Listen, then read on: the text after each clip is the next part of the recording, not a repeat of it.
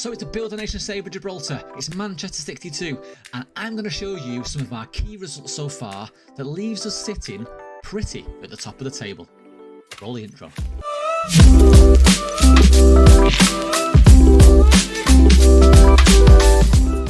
Hi, I'm Matt, and coming up on today's video, I'm going to show you some of our key results so far this year on how we are now sitting top of the table in the Gibraltar Football League, aiming to start building this nation to one of Europe's greats.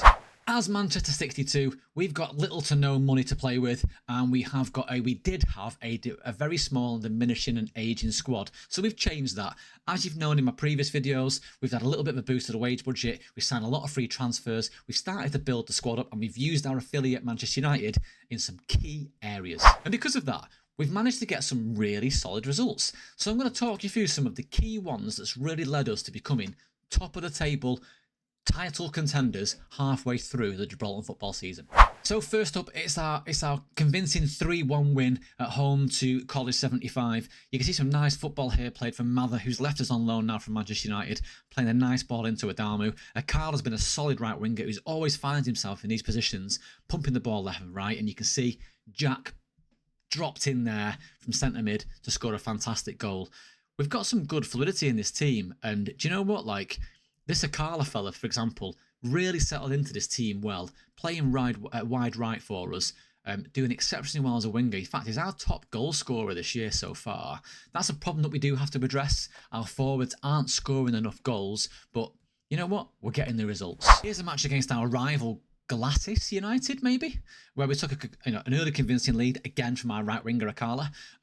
This one meant a lot to the fans, right? Now, although they equalised here from our 1-0 lead, which is poor defending really to let Casciaro through on goal, we find ourselves at, again, convincing winners here of the 3-1. We eventually a 3-1 lead, as you can see at the top.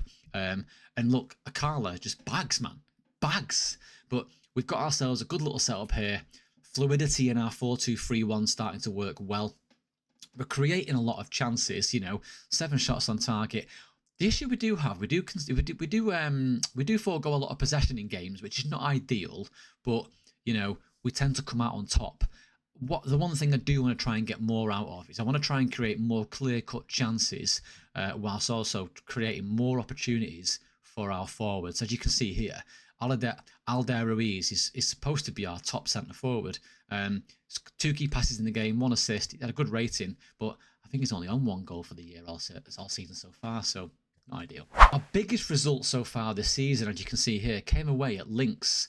And we actually lost one of our early transfer targets to Lynx in the season, which I think is playing. Is he playing here? Oh, Willie, don't laugh. Is he even playing in the game, actually? Basically, a young chap I looked to sign in centre mid. Sold me out for these guys. He thought he was destined for better things. He would be playing probably most games for ourselves now, but instead he chose Lynx instead. They now sit comfortably bottom of the table on 1 point. As you can see here, we convincingly ripped them apart. Our team fluidity again showing its true colours. We're quite attacking, as you can see here from these centre mids, always pushing up to the pitch. Even though one's on, the defend mentality as a ball-winning midfielder, they do like to push up quite a bit. We have got a positive mentality, sometimes attacking, depending on how well we control possession. But we do very well as a club. Again, look at the chances we created here. 25 shots, 13 on target. They had 1 on target. Granted, they're not very good, but clear-cut chances. We created an extra 3. We do need to get them forward, scoring more goals, though. This was the game for the neutral. An away leg against Europa Point, where, well, you can speak for itself, right? It's a 5-4 game. We did take a 1-0 deficit into this game, but we hit back quite shortly after. Through Sunday, believe it or not, I've got 2 players in this game, and that's the days of the week. Saturday, I can't quite say his surname, and Sunday, who plays centre-back for us. There's that Tronay fella who's their top scorer so far this season. Didn't do enough to contain him in this game, as you'll see shortly. But we did relatively well, actually, in this game. I'm gutted that we conceded 4 goals, but it just shows you we could always outscore the opponent with the attacking mentality we've got and the team cohesion we have in this 4-2-3-1 tactic that we've set and created ourselves here.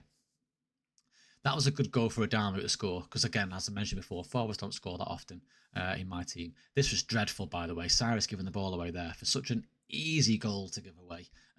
terrible defensive play out from the back. But nevertheless, we won the game. But incredible how many goals are in in this first half, right? I mean, it's mental. Now we're in the second half, and it started settling down a little bit, but we let Trone go again there. I should have done more to keep him under close wraps, because he scored 2 in that game, and slightly annoying. I knew that before going into the game that he was our biggest threat, and I didn't put him on being specifically marked by players, which is annoying. I should have done that. And our biggest result to date came here at home to Lincoln, who are the favourites by a country mile to win this bloody league, and we convincingly beat these in the end, 3-1. We did take a 1-0 deficit in this game from a really unfortunate bit of defending, whereby Duarte hit it off his own, of an attacking player, and it ended up landing to their feet for a simple tap-in. But we dug deep, we held our own, and we had our main man here, David Jack, who sounds like a Scottish fella. He's a Nigerian cam, and he scored a perfect hat-trick there. It's beautiful. That free kick was tremendous.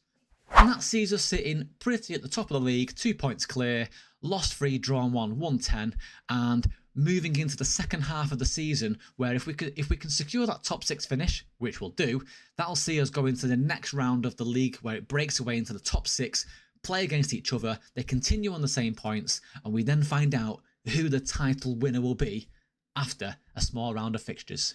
So that's us so far in the Gibraltar Builder Nation. If you want to follow along, please do subscribe to the channel.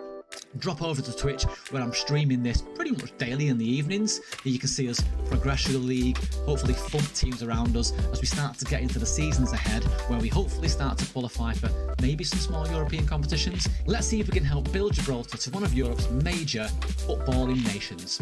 Drop a follow, have a good day, and I'll see you all soon.